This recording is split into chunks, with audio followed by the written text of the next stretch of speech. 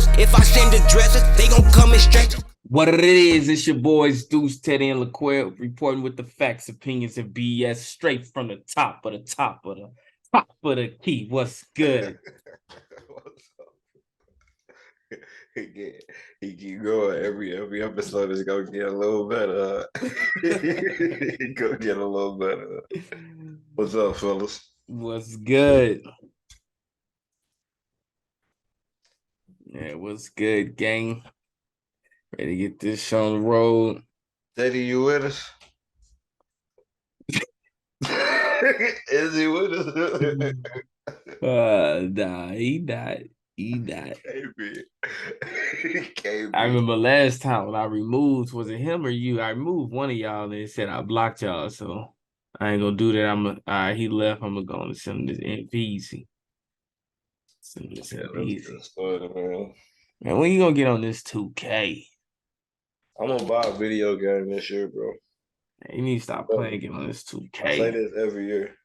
You do. I say this every year that I'm. And you don't even be lying. It's just you will get a video game, but like in 2022, I think you got like the GameCube. You know what I'm saying? You got to catch up with, you know what I'm saying, the generations. I'm gonna get a game system, bro. I'm gonna get on there and we gonna play. Trust me. One day, my bad. I don't know what the heck happened, bro. As soon as you open your mouth, the whole thing shut down. I'm like, what? I thought it was something you did, man. I'm telling you, I'm finna get a new laptop. I ain't had no problem. You should get a new laptop, a new team to support, all of that. A new what? Nothing. Going to get us started. All right. Let's get into this. We're gonna get some of these awards that they've been giving out already. These defensive player of the year. That boy Quill called it. Triple J. Called it. He called it. How y'all feel? Yeah. You think it's well deserved? Yeah. I mean, you see him averaging 3 blocks a game. You know what I'm saying? That's pretty high. He made a step up from last year where he finished 5th overall. He got it this year. So that's what's up. I mean, and he had some good competition, some good running mates with Evan Mobley, Brook Lopez. Evan. Yeah. Yeah, but it is. Because people want to talk about games played and how, other people played, like Brook played a lot more games. But in those games that Jaren Jackson played, it was no Steven Adams. Like, you had Giannis a lot of the year. You had Bobby Portis backing you up. So you had a lot of help defense that you was coming over for, that you was getting a lot of blocks that Giannis was pushing to you, that other players were pushing to you. Jaren had to just anchor the defense. And he done it in a hell of a way this year. So still second in the West. He playing against AD, playing kind of nice right now too. Mm-hmm. So he playing good basketball. Got to get him. So I remember I asked, will he ever be in, the mentions with some of the best bigs in the league? And you said, hell fucking no. Is this a step towards him being, in the mentions? Yeah, it's a step toward. It's just like when I think of if you taking the bigs, you put them all on, all the bigs in the NBA, and you put them up, how many bigs gonna go before him? Yeah. So, but yeah, he's still one of the top bigs. Yeah, I'll take him before I take Rudy Gobert. I think he quitting. He said he's done with the pod. Oh, me. So yeah, even with his one defensive player of the year, I'm taking him before I take Rudy.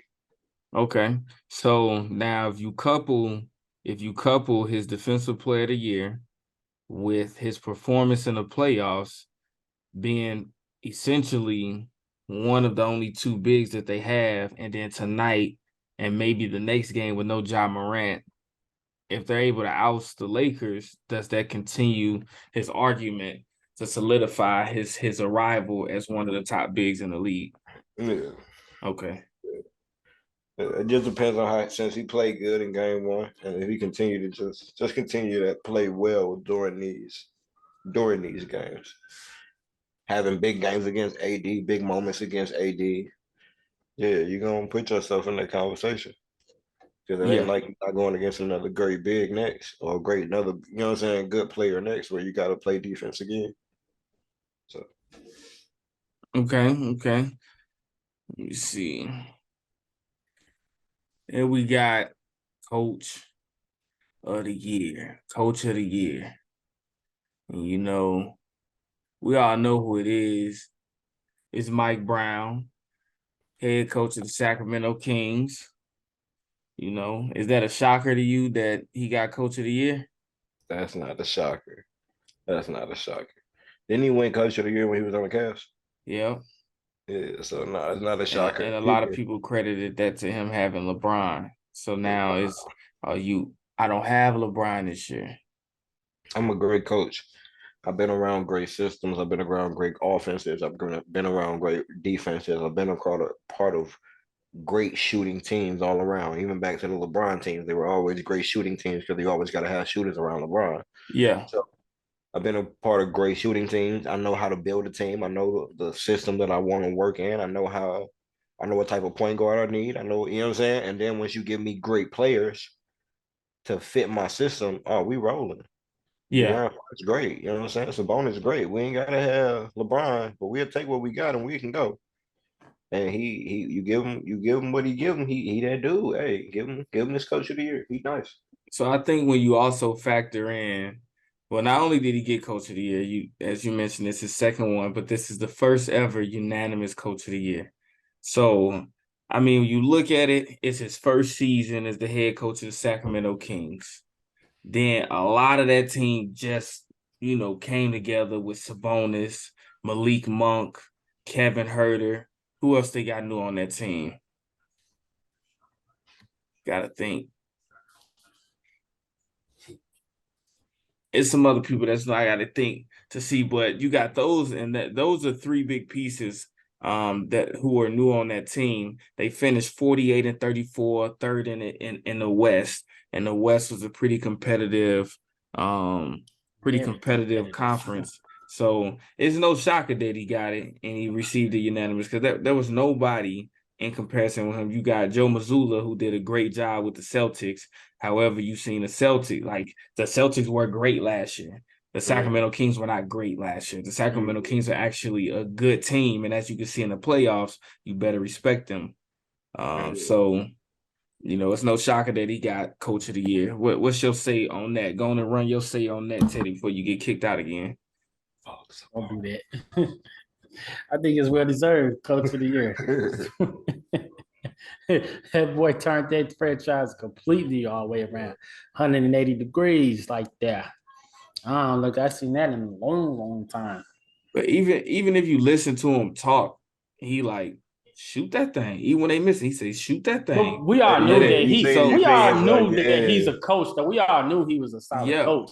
But I'm saying, like, this is evidence that if you have not only players who buy into the system, but if you got a coach that buys into the system, that really believes in the players, because you even see it with Darvin Ham on the Lakers. When you got a coach that really believes in you and they unleash you, they can help you, get to that next level of basketball, because you're not worried about, if I make this mistake, then what? They're like, you missed your last 5. Guess what? Shoot another 5. Yeah, go shoot. Don't you hesitate. Somebody, we need you to score. Yeah. Definitely well deserved. That boy did that thing with that team, and now them boys, them dogs, they may be some new bullies in the league coming around. We're gonna talk about that a little later. So you said what B word you use for him? You say what? What B word you use for him? Bullies. I said they might be some new bullies in the league. No. That's what they knew. What? Yeah, bullies. That's the B word you use for him. Hey. That's not the B word I would use for him. Go ahead. Hey, if it's them that do the dirty work, hey, do the dirty work. Do the dirty work. Yeah. I ain't mad at them. Do the dirty work. Take that blame.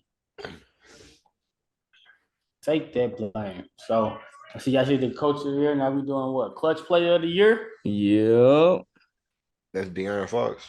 By far. Yep. Men lie, women lie. The numbers don't lie. De'Aaron Fox with 5.5 points he averaged in clutch moments. Shooting almost 68% from the field goal in clutch moments. Shooting almost 36% from the three-point line in clutch moments. That guy's most clutch player of the year. And I think this is actually the first year they've actually given out that award. So that's what I was going to ask. I'm like, is this a real award? Or is this a top of the key award? Because I think they trying to add more awards to give out. They like renaming stuff. Yeah, it makes sense because last year they did that Western Conference MVP and all that Eastern Conference. Yeah, they're trying to give you more stuff to add on to your resume. Yeah. I was the Western Conference MVP. That wasn't even existent before 2022. But now, as you can see, that boy clutch. But you know what I like when I heard what Mike Brown said? What's that, brother? De'Aaron, well, not Mike Brown, but I was listening. Say De'Aaron Fox allows Mike Brown to coach him. A lot of times we see where they tend to butt heads with like a Trae Young and Nate McMillan. You know, when they started to fall apart, you see them butting heads and stuff like that. But De'Aaron Fox allows Mike Brown to coach him, and they gave a situation when Mike Brown first arrived on the scene. De'Aaron Fox turns the ball over, proceeds to jog back. He doesn't get back on defense. Immediately, Mike Brown calls a timeout, brings him in the huddle, and he scolds De'Aaron Fox right there in front of everybody, and that sent a clear message. And De'Aaron went back in, and they ain't had a problem since. And De'Aaron Fox allows Mike Brown to hold him accountable. So when you have something like that, just think, if we had Mike Brown as the coach of the Warriors, how much that'll change the coach of the Warriors. We're not going to be lackadaisical with the ball because guess what? If you are, you're going to be the first motherfucker back there to stop them from scoring. And we see they don't want to run. So they're going to control that ball. They're going to take care of that ball. So holding them players accountable, that changed the culture in the Sacramento Kings. So that's why you see him unanimous coach of the year, and you got clutch player of the year because he's encouraged to take those shots. I know Quill want to get off this topic of the Kings. He ain't feeling it. Fuck Sabonis. Why? Why? We're gonna get into that. We're gonna get into that. We're gonna get into that. Let's go ahead and get into the recap of these games. Let's just drill on the Nets and 76ers first. All right. Let me go on and shut Pull it. that up. Pull that up, brother Deuce. Pull that up. All right, we go. You're ready. There you go. And I know Mr. Squint over there, so I'll make the screen larger. All right, so you see with the Nets. So the Nets were doing their thing. Cam Johnson came out on fire. Nets were doing their thing. You know, we were texting throughout the game. But then the second half came, it was all said and done. And as I was telling Quail earlier today, Mikal Bridges, okay, this is fine. 21, 5, 7, and 1. That's cool. But what I did notice is Mikal Bridges is ready for that. Like he had a guinea pig phase with the Suns, and he was comfortable shooting 20 shots. Cam Johnson is not comfortable shooting 20 shots. If you watched him in the game, you could tell he is not comfortable shooting those 20 shots. So what they need is somebody else to sit next to Mikal Bridges. Spencer Dinwiddie, you were doing a wonderful job sitting next to Luka. You need to do more than sit next to Mikal Bridges because they're not getting it. If y'all don't have y'all getting nothing coming from the bench. Joe Harris brings you nothing. You're not playing another big. You're not playing Patty Mills. Y'all need another scorer. I don't know what y'all got going on with Cam Thomas, but we seen him score 120 points in 3 games. Like, y'all have to figure it out. It was 120 points in 4 games, but no, was it? No, it was 3 games. Y'all have to figure it out. Because y'all need buckets. Because you get to this end, you get Joel Embiid, not too much on the points, but 19 rebounds. This dude got more. Normally, it take him about 4 games to get 19 rebounds. You know what I'm saying? He gave you 19 in 1 game. James Harden, you get a game like this from James Harden, you have to capitalize. However, Tobias Harris is still doing his thing. So, I mean, And You then know you who only get did 15 they points from that thing. bitch. You So if know you who look, did they thing. Don't both skip over bitches, him. 15 points. Oh, yeah, Maxey did his thing. Oh, yeah. Maxey did his thing. So I say y'all need to figure it out. Mikal Bridges need more help. Yeah, They just missing that Denver one. used to They be need a playing way superstar. better basketball. They need a superstar. They need that it guy. They need to get Dame over there. That'll be who That'd gonna be get rid nice. of? Yeah, That'd be get rid of nice. somebody. They need to get Dame over there. Say bye to Joe Harris and Patty Mills and Joe Harris. I get rid of Spencer Dinwiddie, Joe Dinwiddie. Harris, Steph Curry, it's a potentially. whole guard team right there. And I even throw in Watanabe. You you keep Finney, Johnson, Bridges, Claxton with Dame. Hey, hey, bro. Oh, Cam Thomas over there. Hey, bro, that might be 8. All right. What about the next game? I'm We're gonna pull up talk that about them Kings and Warriors. You got that next on the list? Yeah. Let's get into this next game. All right, we see the Warriors go down. They lose this game by 8. Looking at this game, we all know the shenanigans that took place with Draymond and Sabonis. We're not even gonna talk about that. We're gonna get into that later into the episode. But we're gonna talk about the production. You got De'Aaron Fox. He started off slow. Our defense was able to clamp him up. However, 6 to 10 turnovers in the first quarter by the Warriors helped them stand the game. Helped the Kings stand the game. You know, Davion Mitchell coming out giving you 14, 18 from Malik, so you kind of slow him down. But our issue is this: I got the bag player right here only giving you 4 points.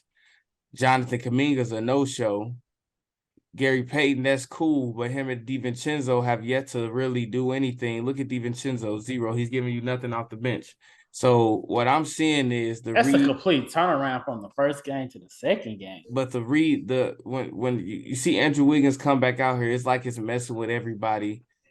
Seems like Kuminga lost his drive, his confidence, because he's worried about Andrew Wiggins eating his minutes, but that's not the case because you got players like JaMychal Green who not really playing, Anthony Lamb not really playing, Moses Moody was out of the lineup. So if you came and you were productive, you would get Moody those minutes. played more minutes. Yeah, Moody played more minutes than Kuminga. I mean, in those 8 minutes, gave you 5 rebounds.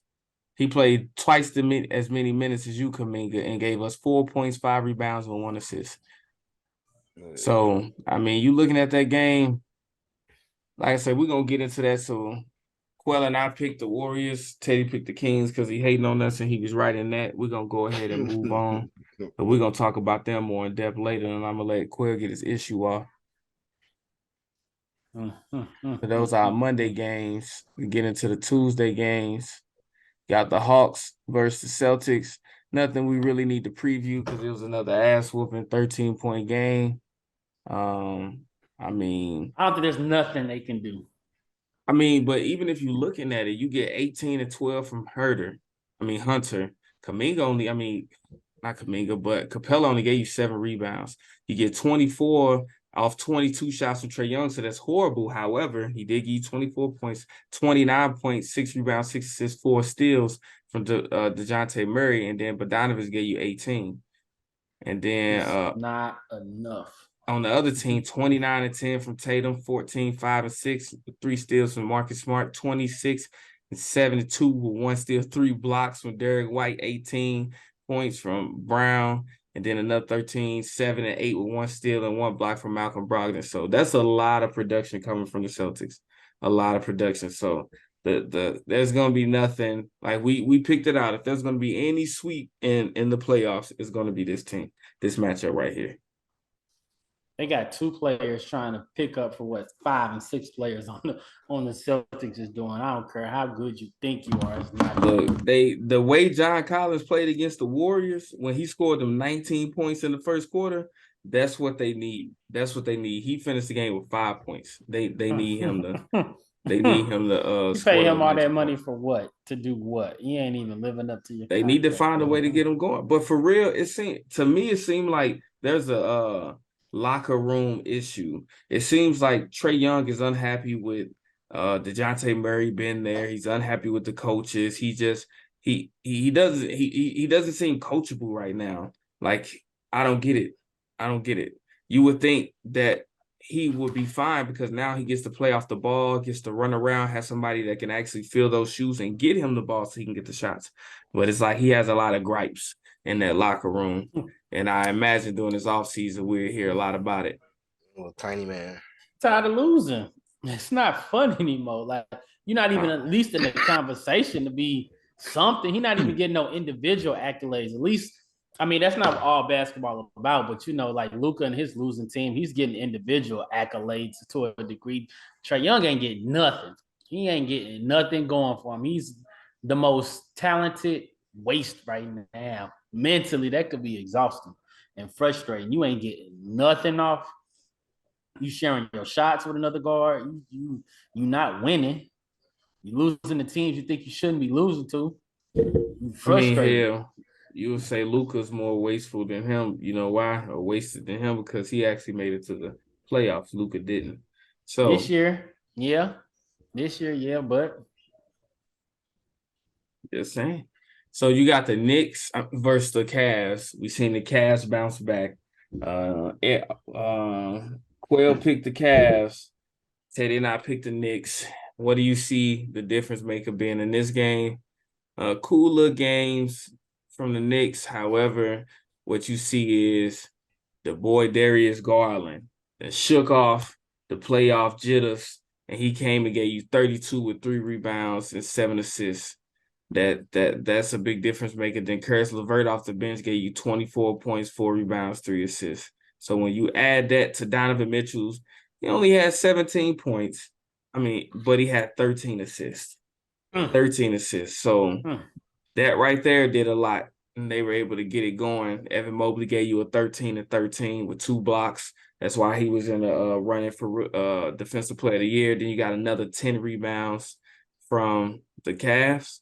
And the Cavs sealed a win with a +7 in the rebound margin. Cavs sealed a win. What you got to say for that, Quill? Jared Allen almost gave you another double-double with 9 points, 10 rebounds. Yep. So they out-rebounded and outplayed Mitchell Robinson and Julius Randle. Yep. And that's going to be the key for them. And then at the other end, you got Donovan Mitchell and Darius Garland outplaying R.J. Barrett and Jalen Brunson. Yeah. That's what I'm saying. You're going to get what you get from Brunson, but you're going to need Julius Randle to show up with MVP type numbers every night. But I ask you, Robinson because the biggest rebounder, the biggest, if you want to win this series. Yeah. Because Donovan Mitchell, playoff proven, he going to show up every night. Yeah. Even if it is not scoring 20, he gonna show up in some way every night. 13 assists, 17 points. He a gamer. He a hooper. So he come to play. You got to come to play. And if he got somebody running with him, like which he didn't have last year, he got Garland run with him. He got Mobley. He got defensive player. He got defense. He got everything this year now. And his defender ain't Gobert. His defender play offense. So my question is it realistic to think the Knicks can win another game? Because it seemed like you got production out of the other people, but can you really expect Josh Hart to give you a double-double, 20 points with like 12 plus rebounds again? No. Can you expect him to do that every game? Because that's potentially how they win that first game. And then you see in this game 5 points, 4 rebounds. That seems like that's up Josh Hart's alley. Mm-hmm.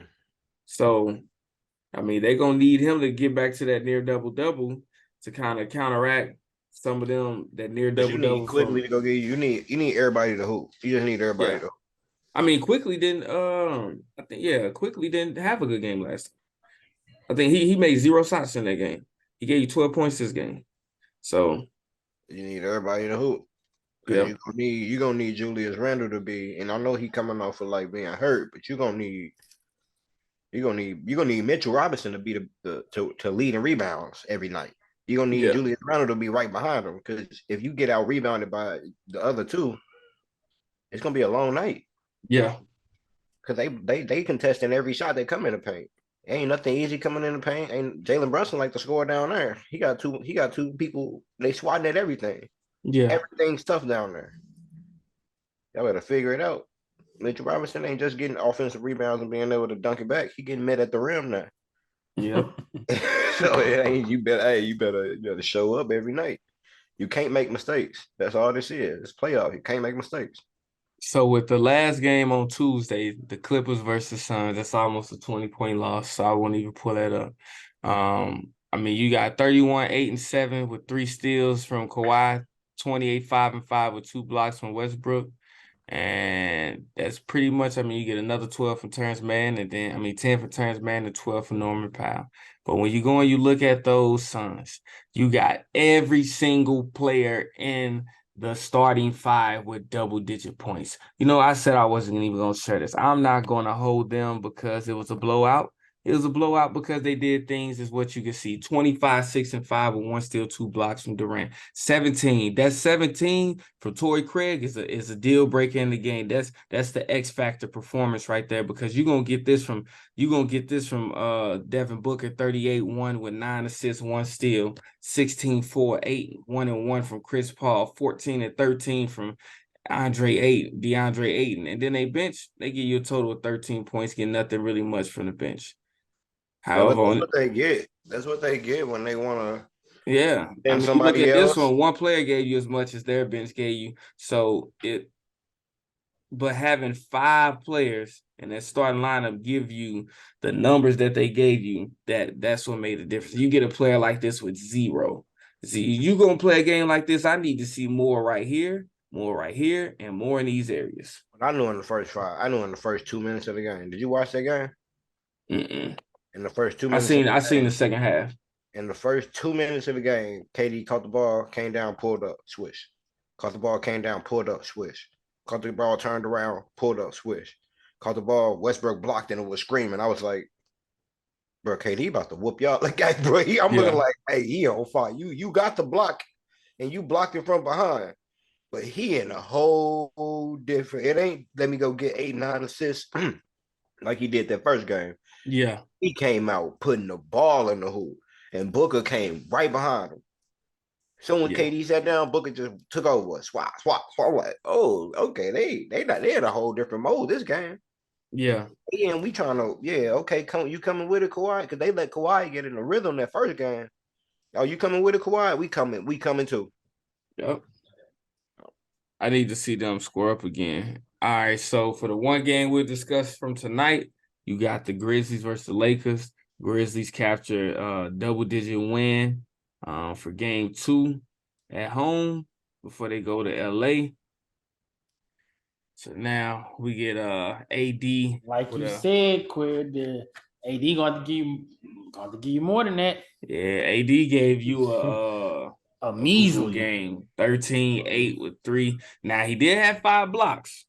So that's kind of what helps him out in this game. LeBron James gave you a good game, 28, 12, 3 with 1 steal, 1 block. Didn't get much from D'Angelo Russell, but he did give you 7 assists. Austin Reeves gave you 12, 5 rebounds, 4 assists. You got 20 from Rui off the bench. And that was all the scoring from your bench pretty much. Dennis Schroeder didn't give you anything. Malik Beasley gave you 7 points. You get to this other side. Like we know that the Grizzlies are comfortable playing. They're comfortable playing ball without what's his name? Ja Morant. And as you can see, you get Tillman shooting 10 for 13, 22 and 13 for the game, 18 and 9 with 3 assists, 1 steal, 3 blocks from Jared Jackson. Then you get 12 from Dillon Brooks, 10, 6, and 8 from Ty Jones, and then Baines 17, and then 13 out the bench for Luke Kennard. So it's a good thing they captured that one. Dillon Brooks, big mouth Dillon Brooks that game, returned to doing all his barking. I imagine Lakers gonna shut that shit down in game 3 because now they were reminded, hey, we're fine without Ja Morant. And we actually play a bit better basketball without Ja Morant because now we got to rely on everybody rather than sit and watch and figure out what he's gonna do. Man, so that concludes our recaps. Now let's get into the meat of it, the drama in the kingdom. The drama in the kingdom. We all know about the snafu between Draymond and Sabonis. Draymond, Sabonis loses his footing, so they say he goes to the ground and he sees Draymond potentially about to step over him, so he proceeds to grab Draymond's leg. At this point, Draymond is trying to sprint up the court for a fast break, and Sabonis has other plans in mind. Draymond realizes that gravity is going against him, and he proceeds to continue running, which results in him stumping on Sabonis' chest. He gets ejected with a flagrant 2 foul. I'm thankful they didn't give him a technical because he would have been suspended next game anyway. But he gets ejected from the game. Sabonis gets a technical, and now we are here. The Warriors lose that game, as we saw earlier, by 8. What do you got to say about that, Quill? What I got to say about it is, I want anybody, take your spouse, lay your spouse on the ground, act like you're about to run, and right before you're about to lift up, have her grab your leg. And tell me you don't step on your wife. Just anybody. That's what gravity does. From one angle, Draymond does get up, and he does look like he's. But if you had your pants around your ankle and you were to take a step, you're going to do the same thing because your foot has to come down. But the same way, if you're walking over your kid at your grandma's house and you're stepping over people that were asleep in the dark and you accidentally step on one of your cousins, but you don't come all the way down on your weight, you may step on your cousin, but you're not. If I'm a hurt Sabonis and I'm trying to stump on Sabonis, it's going to look a whole lot different than me leaning because I just tried to step out and then coming back down on you. It's going to look a whole lot different than that. If I'm trying to step on you, stump on you. So just take somebody you love and tell them right when you're about to step, grab, and tell me you don't step on your wife. Well, I counter you and say, take somebody you don't love, somebody you don't like, and see how hard you come down. But this is the difference. Draymond is in basketball mode. Draymond never knew his hands was around his ankle until he was lifting up. Yeah. It's a 5-on-4. You're on the ground. Draymond never looked down to see what was going on. Draymond never looked to see if Sabonis was up. Draymond was passing the ball and running. I'm already linked this way. So if you grab my leg when I'm linked, I'm going to hop because you just took my balance off. I mean, the other thing you got to think about is it's the reason people trip. If you're stepping and somebody grabs your foot isn't there, somebody kicks it, it's the reason you trip. And what happened when you trip? That leg that was in the air comes down and braces to try to catch you from falling.